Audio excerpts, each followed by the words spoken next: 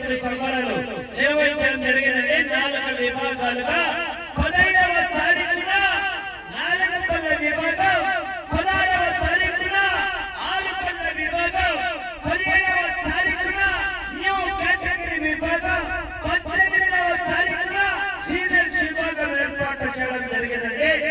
ఇదే తెలంగాణ రాష్ట్రం జోగులాంబ గద్వాల జిల్లా ఇటుకల మండలం వావిలాల గ్రామంలో మరి సంక్రాంతి పండుగను పురస్కరించుకొని మరి ఎన్ని ఆటంకాలు వచ్చినా సరే రైతు సంబరాలు నిర్వహించడం జరుగుతుంది. ఇదే